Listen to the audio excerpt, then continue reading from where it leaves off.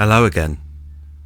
Well, if you're listening to this, you probably are aware that I have my debut solo album coming out. Alright, it's called Melody Boy, and it's out on the 7th of August, and it's the official first solo release, official release I've ever done. I did a couple of singles like Forevermore with Le Super Hamad in France and my single Westway, which were fun and that, but they're just kind of testing the ground. They could have ended up on an album, but no, they haven't. They're just beautiful in their own right. Sometimes songs just need to be just let out of your system because, it's like anything. You bottle it up and then it gets to the point where, you sort of, you've got to release things. So sometimes you just got to put these singles out just for the sake of it, really. And obviously I did the Live at the 100 Club album, which was, all Moons, songs by the Moons. My band, the Moons, if no one knows. And which was lovely. Amazing little moment in time at the 100 Club London. Just a few of us on stage. Myself, Andy Flynn on bass, Chris Watson on guitar, and a beautiful string quartet. And it was just a gorgeous night. I even had an album of covers, the Boogaloo radio sessions. I think that was 2020. I'm not sure. From when I had a radio show on Boogaloo Radio in London, in Highgate. Now, them songs were just covers because now and again I'd do a cover on my radio show, and then in the end I just compiled them all and turned it into a little album release. But it was nothing ever serious. Everything was building up, if you know what I mean, to the point of me doing a solo album. And with my album due to come out in a month, I've been thinking a lot about, Melody Boy lately. Not just the album itself, but where it came from. Because albums don't suddenly appear. Well, at least mine don't. They're usually years in the making without me even realising it. A collection of thoughts, experiences, melodies, memories and feelings that slowly gather together until one day they start looking for an album. It's strange, really. It kind of have a mind of their own. And I think that's what Melody Boy really is. It's a snapshot. A collection of pieces from different parts of my life. People often ask where songs come from, but I don't always know how to answer because some songs arrive fully formed, as you will have heard from many songwriters in history. Sometimes you don't put any effort in at all, and it just comes to you in minutes. Sometimes you have an idea which you just know is good, it's great, but it's just not clicking, and it just sits there, and it can sit there for over 10 years. I think Leonard Cohen wrote Hallelujah over 10 years or something, because sometimes you just know it's all about patience, and when the time comes is when the time you attack. But there aren't any actual rules to that. Some people are good at working away and chipping away at that idea until they get it. But I'm not. I'm more of a natural person when it comes to collecting my music from the magic sky. Do you know what I mean? I kind of rely on natural instinct to push me in that direction. If I have to work on it, my general motto is that it's not really worth it. If I have to work on it, it means it's most of the time it wasn't right in the first place. But sometimes, like I said, you've got a bit of a gem, and then it just sits. It might just sit as a demo and then one day it's ready. And that's happened with a lot of my songs in the past. But yeah, some songs take years. Sometimes a lyric comes first, sometimes a melody. Sometimes it's just a feeling that refuses to leave you alone. But I've always felt that music begins long before you pick up an instrument. It begins with paying attention to life, to people, your surroundings, the memories, to moments that most people walk straight past. And perhaps that's why my album Melody Boy feels personal to me. Because in many ways, it's about the person I've always been. The kid who spent hours listening to records. The teenager obsessed with melodies. The musician searching for songs beyond the invisible horizon. The dreamer creating worlds inside his own head. I've often thought that creativity starts when ordinary life doesn't quite feel enough.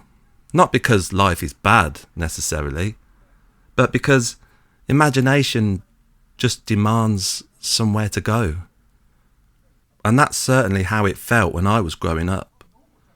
I was fascinated by music, completely fascinated. Not just listening to it, but living inside it. I could feel it. I could see music as colours. Every time I heard a song, it was a colour. When I play a guitar, a chord, it was a colour. I've now found out there was a name for that. I'll have to look in a minute.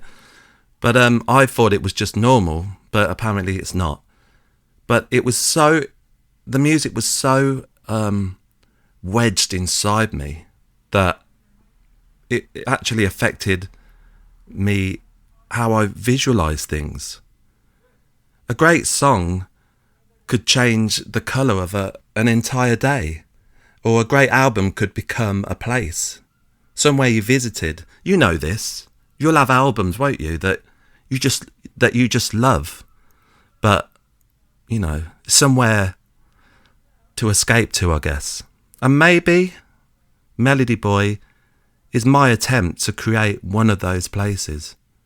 Not just a collection of tracks, but a world, my world, a mood and a feeling, something listeners can hopefully disappear into for a while. And the funny thing is that we often spend our lives becoming who we already were. I think Melody Boy reflects that, because when I listen back, I can hear the same things that fascinated me when I was young, such as, you know, the melody and the emotion in the tracks and the wonder and the curiosity, the search for beauty in ordinary things. In some ways, I guess the album feels like a conversation between who I was and who I've become, and maybe who I want to be or where I'm going. I can't lie and say the album is completely, you know, a positive record, because I've put a lot of blood, sweat and tears into this album. It's got some, you know, very personal lyrics and admissions in there. There's a song called All I Need, for example, when the chorus simply just says, all I need is a shoulder to cry on. And for years I had that song laying around, but I was always too, macho, too much of a man to say all I need is a shoulder to cry on. But I just had a moment when I just thought, what's the point of making music if you're not going to be honest and tell the truth? So I included that song on the album, and it's a beautiful song. It's kind of sad in places, but it's not meant to be a sad song. If anything, it's a song of hope, a song of admitting things and getting through it. You know what I mean? I don't really write songs with a subject matter in mind. I let the subject tell me what the song's going to be. I don't sit there and go, I must write a song about, politics. It doesn't work like that. It has to come from the inside out, or from the holy place in the stars that deliver me the music and the lyrics and all of that. And perhaps that's why the title, Melody Boy, feels right. It felt right when it came to me. One of the tracks on the album is called Melody Boy. Not Melody Man, not Melody Musician, but Melody Boy. Because somewhere inside all of us, the younger version never really leaves. The kid listening to records, the kid dreaming, the kid imagining a bigger world out there, he's still there. And this album is probably the closest I've come to introducing him properly. When I first realised that the album was sort of starting, I was looking at my songs, because I have a bunch of demos that I have kicking around, and I always listen to them. In all honesty, I listen to them more than I do to other people's music, because it's constantly about learning. Every time I listen to my demo, I hear a new idea or a new part that needs replacing. That's the beauty of being able to record a demo. It's much harder, or it was much harder in the old days, when you just had to go completely on memory most of the time, and you might have forgotten one of the best songs ever. It just slipped through your fingers and there's nothing you can do. But now I use my phone a lot to just record in the voice recorder bit. I mean, it's full of hundreds of ideas. It could be a snippet of 5 seconds, or it could be a 10-minute jam on the guitar. But within that, there's usually things that spark. And that's what happened with the album. And so I had these bunch of demos, and I was listening to them, working on them a little bit, and I was thinking, you know what?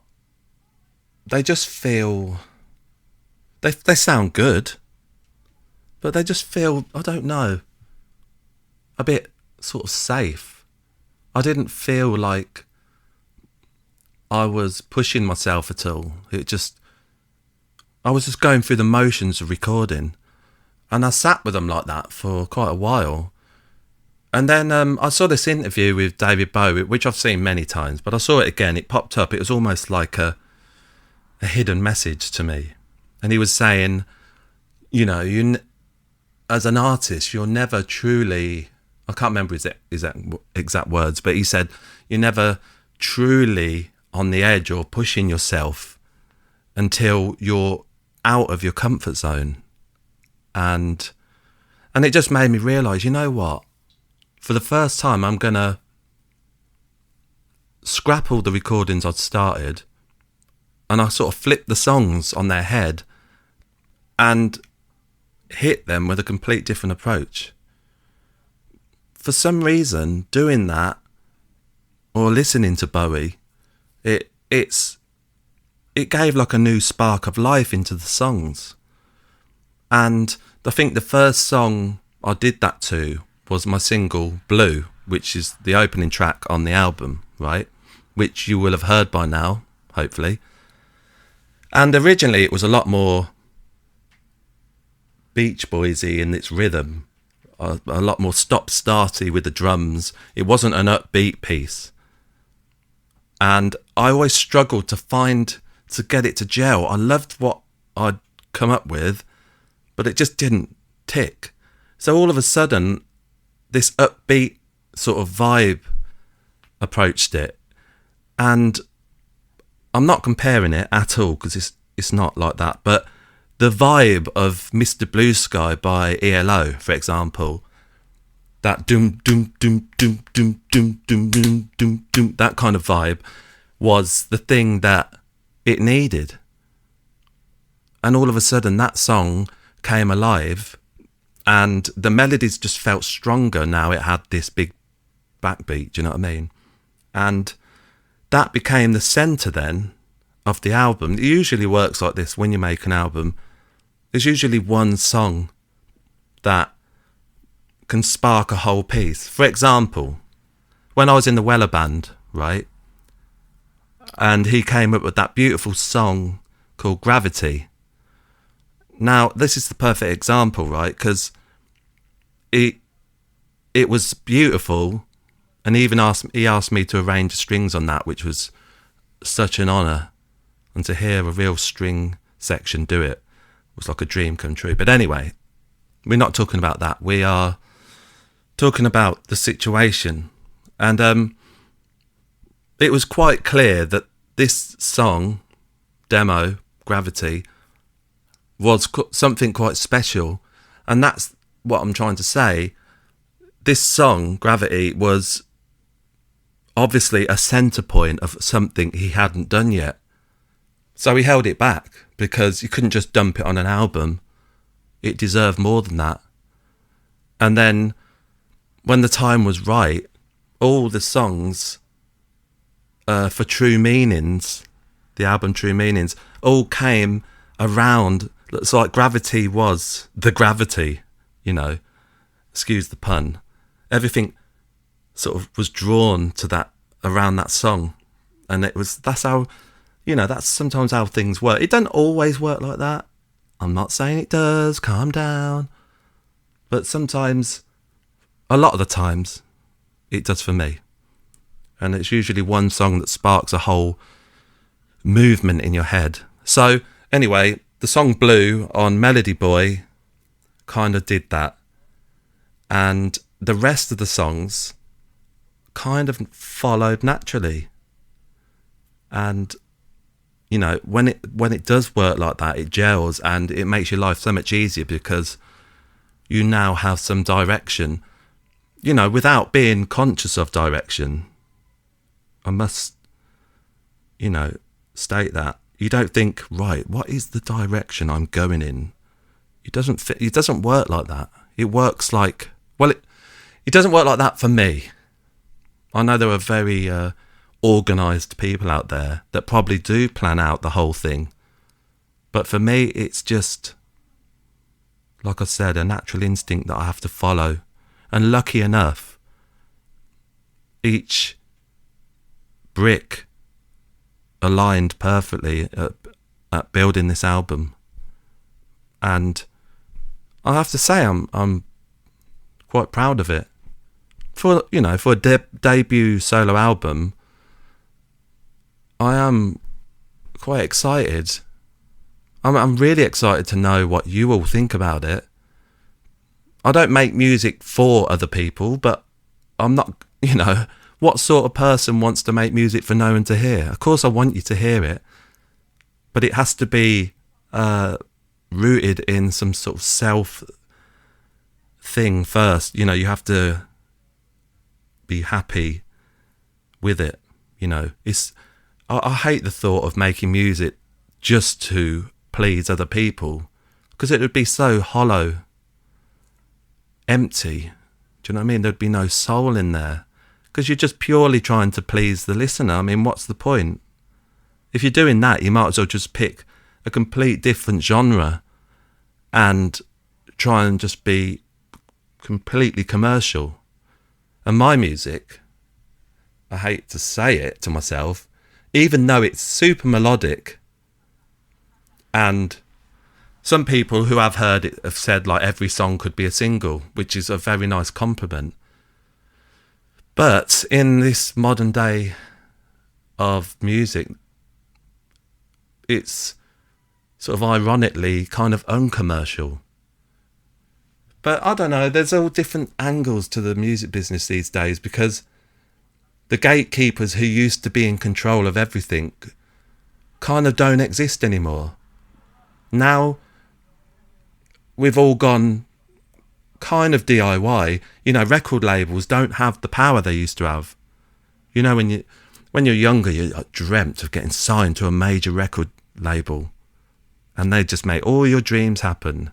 In the old days, maybe they did. But now, you know, they expect you to have probably 1 million followers, 1 million streams. You know, it's just not possible. It isn't possible for a normal musician like myself, or like you, if you're a musician. You know, you just can't be expected to do that stuff.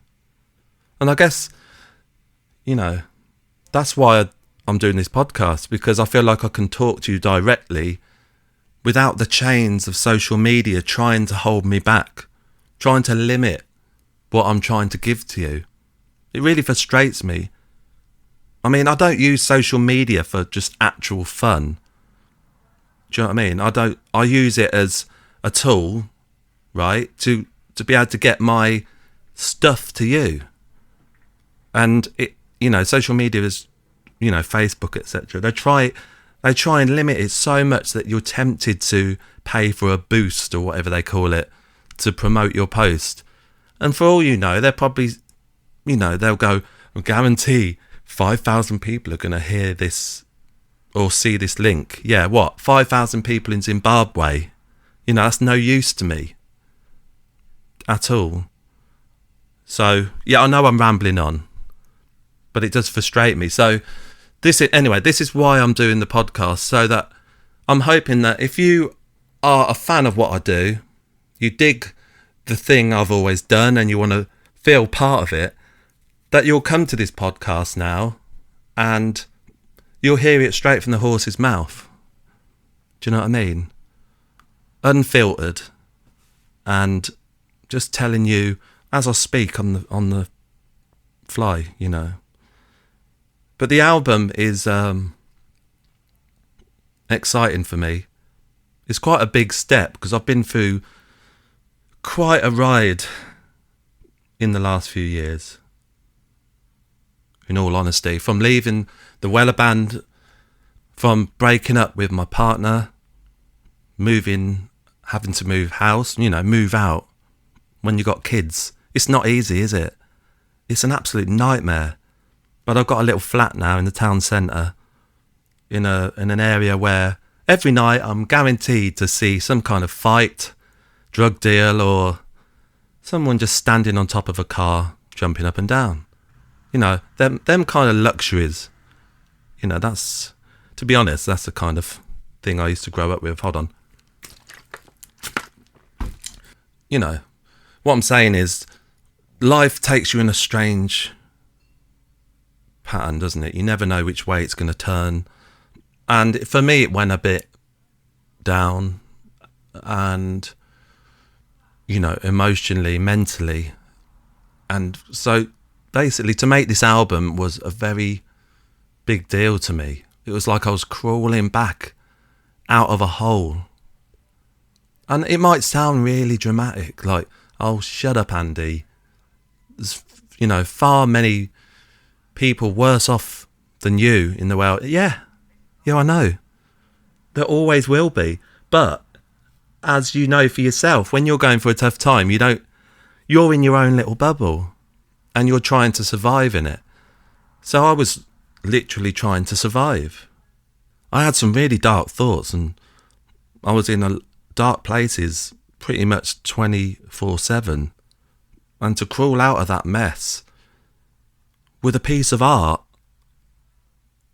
is incredible. It's like, you know, you had to go through the darkness to find the light. And I felt like I did. Don't get me wrong, I'm no angel who's healed. No, I still suffer from some mental things, you know, like I diagnosed bipolar, as they say. I don't know really. I think they label anything these days just for the sake of it. But yeah, my moods are pretty extreme. They go high as a kite and low as the darkest dungeon. Okay? And unfortunately, that's just how life is. But I have a saving grace of being able to write music and create things and paint abstract art to get these feelings out of me. And you know what? however much social media does annoy me and all that, I do actually love seeing you lot out there. You know, when you're sort of chatting on a post or put up or whatever, I love it. It really means a lot, because we don't all necessarily know each other in this internet world, but you kind of feel like you do sometimes, don't you, through a strange, social media way. So anyway, the track Blue, for example, sums up this whole time for me. Like sometimes I'm better, sorry, I'm a terrible accent. Sometimes I'm better, sometimes I'm blue. It's as simple as that. Sometimes I'm high, sometimes I'm low. But the thing with that song though is that despite the lyrics they're not negative, they're just honest. The music is very upbeat and positive sounding. So if anything, it's kind of taken a bit of a sore subject for me and given it this positive vibe and push that has made me feel good. And everyone who's heard the single so far, thank God, has loved it and felt the same thing. So I feel like I'm done something right. But yeah, anyway, the album is very personal to me, and I really, really hope for anyone who hears this podcast or has seen the pictures I put on the internet about pre-ordering it and that, I really hope you do be able to get it and listen to it as an album, not like one or two tracks like the attention span of people is today, Listen to it as an album from start to finish and go on a little journey with it, because I really, really hope that you're going to feel something there. And I've never really spoke like this on a podcast about an up-and-coming album, pouring my heart out like this. I'm kind of excited about the fact that I can do this. It's different. I guess this is me using modern technology to its pinnacle, or whatever the word is, just using it to its best possibilities. So my album, Melody Boy, is out on the 7th of August. If you've seen, it's out on limited edition vinyl. Like there's a bunch of copies in yellow and a bunch of copies in the classic black. I love the classic black, but I also love coloured vinyl as well. So there's them, and there's a bunch of CDs available, and every vinyl comes with a free sticker. Wow. I know, calm down. I know. A free sticker. Wow, where are you going to put it? God knows. But why not? I wanted to put a little freebie in there so that, it's just a bonus, because when you commit to something like that, I wanted you to have a little extra. And obviously it's going to be available on all streaming platforms. All right? If you really like what I do, and you're hearing me talking now and thinking, you know what, I'm going to take a chance on it, then yeah, please do. Because please go and pre-order it, and I don't think you'll be disappointed. I think you'll be happy with your purchase. All right? And before I go, on the 12th of June, which is next week, next Friday, the second single from the album is coming out, called Don't Think. And before I go, just quickly, the song is very simple. It's just a song about the whole world being, the world of people being surrounded and distracted by noise. When I say noise, I mean the news, the pollution of news that's pushed into our head and kind of trying to steer us into thoughts, manipulate us into thoughts. It always has, right? But the reason for my song was just, well, don't think about it. Just feel, I mean, for me it was like, don't think about that, Just feel the beat, feel the music in your body and soul. You know, because life's too short. Soak it in. Don't be distracted by the noise. It's not worth it. All right? And it's out next week on the 12th of June on all streaming platforms only for that song. But you can pre-save it, you know. So if you want to go and get it, go into my social media things and click the link in the bio, or go to andycrofts.com and all that kind of stuff. You know what I'm saying. But yeah, I mean, I could talk about the album for hours, but I think I don't need to, because at the end of the day, it's about listening to it for yourself and judging it. But when it is out, all I ask is that if you really like it, then please recommend it to someone else. Share it on whatever you use on the internet, and just help me get the word out there, because it ain't easy in the old music biz, and it's all about people power.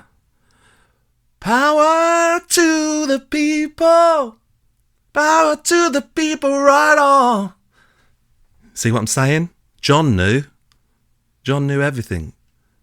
So now I'm counting on you, beautiful people, to have my back against all odds. But yeah, thanks for listening to me, my rant on everything. This podcast is going to be a lot like this. There's going to be a lot of different subjects I speak about. Like I said, it's not just about my music.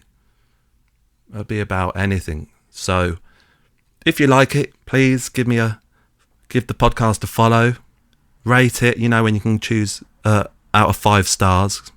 Click some stars on your desired platform. 5, obviously. You know what I'm saying? And follow it, you know, click it so that you're followed it. And then whenever I put a new episode up, it will pop up in your feed and you'll see it. And you'll be able to have a little listen while you're sat on the toilet, or wherever you are on this strange planet we live on. But until then, be good and pass it forward. Bye-bye.